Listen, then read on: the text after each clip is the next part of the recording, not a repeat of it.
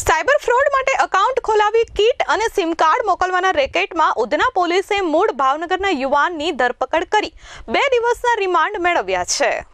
ઉધના પોલીસે અઠવાડિયા અગાઉ વાહન ચેકિંગ દરમિયાન મોપેડ પર મળેલા રોનક સંદીપ સુદાણીની ડિક્કીમાંથી અલગ અલગ નામવાળા પાન કાર્ડ અને પ્રોપરાઇટરના સ્ટેમ્પની તપાસ કરતા સાયબર ફ્રોડ માટે એકાઉન્ટ ખોલાવી કીટ અને સિમ કાર્ડ મોકલવાનું રેકેટ પકડાયું હતું। તેની પૂછપરછ કરતા ઉધના પોલીસે કિરાત વિનોદભાઈ જાદવાણી અને મીત પ્રવીણભાઈ ખોખારને 7 mobile phone, 21 debit card, 30 chequebook, રોકડા રૂપિયા 3,84,000, કોમ્પ્યુટર, લેપટોપ, નોટ ગણવાનું મશીન, સ્ટેશનરી કટર મશીન વગેરે મળી 7 લાખના મુદ્દામાલ સાથે ઝડપી લીધા હતા। સુરત શહેરના ઉધના પોલીસ દ્વારા હાલમાં એક ખૂબ જ મોટા એવા સ્કેમ જેમાં સાયબર ફ્રોડનું અને અન્ય ગુનાઓ સામેલ છે એ પ્રકારના ગુનાની તપાસ હાથ ધરવામાં આવેલ છે। આ ગુનામાં જે 2 વ્યક્તિઓ પકડાયા હતા ત્યારબાદ ફર્ધર ઇન્વેસ્ટિગેશનમાં પોલીસને અન્ય એક વ્યક્તિ જેનું નામ મયુર ઇટાલિયા છે એની પણ ધરપકડ કરવામાં આવી છે। આ મયુર ઇટાલિયાએ સાયબર ફ્રોડ કરનારા મુખ્ય વ્યક્તિઓ કિરાત જાદવાણી અને મીત ખોખર આ લોકોને 30 જેટલા એકાઉન્ટ કરંટ એકાઉન્ટ ખોલાવડાવી અને સેલ કર્યા હતા અને એ દરેક એકાઉન્ટ દીઠ એને 6 થી 6.5 લાખ અથવા વધારે પ્રકારની એમાઉન્ટ એને મળતી હતી। આ જે મયુર ઇટાલિયા છે એણે પોતે MBA કરેલું છે અને કોઈન પાપડ પ્રકારનું જે પાપડ આવે છે એના માર્કેટિંગનું કામ પણ કરે છે। પોતે દુબઈ પણ 2 વાર જઈ આવ્યો છે એવી માહિતી પોલીસને છે। અમે દરેક બાબતે ઊંડાણપૂર્વક તપાસ કરી રહ્યા છીએ।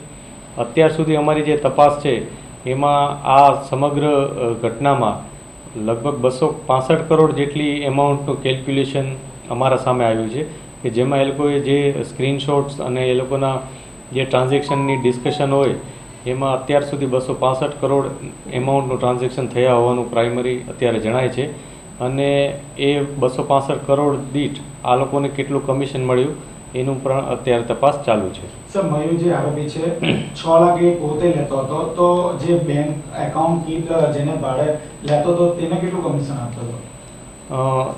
મયુર છે એ પોતે 6.5 લાખથી 6,80,000 જેટલી એમાઉન્ટ પોતે લેતો હતો દરેક એકાઉન્ટ દીઠ અને એમાંથી 3 લાખ રૂપિયા એ જે લોકોએ એને એકાઉન્ટ આપ્યું હોય એને આપતો હતો અને બાકીના પૈસા પોતે રાખતો હતો।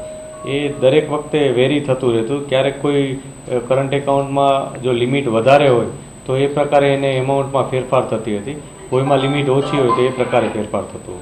પોલીસે તેમની પૂછપરછ કરતા સારોલી રાજ ટેક્સટાઇલ ટાવરમાં ઓફિસ ધરાવતા કિરાત અને તેની સાથેના મીતે કબૂલાત કરી હતી કે તેઓ છેલ્લા 9 મહિનાથી અલગ અલગ એકાઉન્ટ ધારકોને લાલચ આપી અલગ અલગ બેંકમાં એકાઉન્ટ ખોલાવી બાદમાં તેમના નવા એકાઉન્ટની કીટ અને તેના એકાઉન્ટમાં રજીસ્ટર કરાવેલા મોબાઈલ નંબરના સિમ કાર્ડ લઈ લેતા હતા।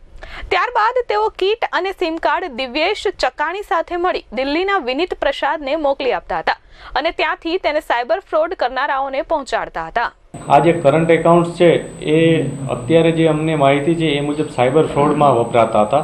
એટલે કોઈને કોઈ જગ્યાએથી કોઈ વ્યક્તિઓ સાયબર ફ્રોડ કરી અને જે પૈસા આવે એને આ એકાઉન્ટમાં નખાવતા હતા। ફોર એક્ઝામ્પલ, મારા સાથે સાયબર ફ્રોડ થયું હોય એટલે મારા એકાઉન્ટમાંથી પૈસા સીધા આ લોકોએ જો કોઈ પ્રકારનું કરંટ એકાઉન્ટ બનાવ્યું હોય એ કરંટ એકાઉન્ટમાં જતું અને એ કરંટ એકાઉન્ટમાંથી ફર્ધર એ પૈસા આગળના અન્ય એકાઉન્ટ્સમાં જતા।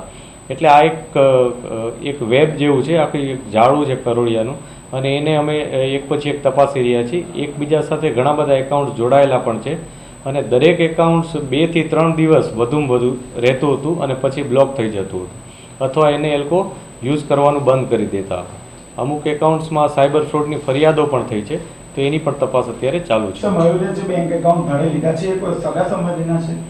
મયુરે પોતાના સંબંધીઓના પણ કેટલાક એકાઉન્ટ્સ લીધા છે અને અનનોન લોકોના પણ જે એના મિત્રો હતા એના થ્રુ અન્ય લોકોના પણ એકાઉન્ટ્સ લીવડાવ્યા છે એને। આ દરમિયાન ઉધના પોલીસે આ રેકેટમાં ગત રાત્રે કિરાતના દૂરના મામા મયુર વિઠ્ઠલભાઈ ઇટાલિયાની ધરપકડ કરી છે। MBA થયેલો અને હાલ ચોખાના પાપડનું માર્કેટિંગ કરતો મયુર અગાઉ ટેક્સટાઇલના વ્યવસાય સાથે સંકળાયેલો હતો। જોકે તેમાં નુકસાન બાદ તે કિરાત માટે એકાઉન્ટ ભાડે આપવાનું કામ કરતો હતો। તેની પૂછપરછ કરતા જાણવા મળ્યું હતું કે તેણે કિરાતને 30 એકાઉન્ટ ખોલી કમિશનથી આપ્યા હતા। તેને એકાઉન્ટ દીઠ 6 લાખનું કમિશન મળ્યું હતું. આ ઉપરાંત તમામ રકમ 1,80,00,000નું રોકાણ તેને શેર બજારમાં કર્યું છે. તેમના માતા પિતા અને પુત્ર હાલ યુએસએમાં રહેતા હોવાનું પણ જાણવા મળ્યું છે. પોલીસે તેના 2 દિવસના રિમાન્ડ મેળવી વધુ પૂછપરછ હાથ ધરી છે. આ પૂરી ઘટના છે એમાં મુખ્ય આરોપીઓ કિરાત જાદવાણી અને મીત ખોખર છે. આની સાથે સાથે એમનો એક વ્યક્તિ છે દિવ્યેશ, જે એનો મિત્ર છે, જે હાલ પોલીસની પકડની બહાર છે. પોલીસ એને પણ શોધી રહી છે.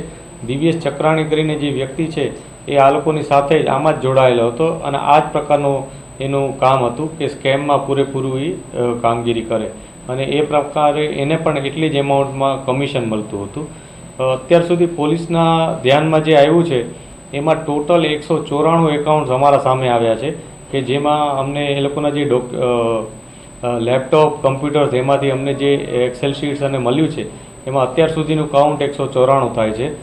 એમાંથી કેટલા એકાઉન્ટ એ લોકોએ સેલ કર્યા છે અને કેટલા હજી પોતાની પાસે રાખ્યા છે એની તપાસ ચાલુ છે.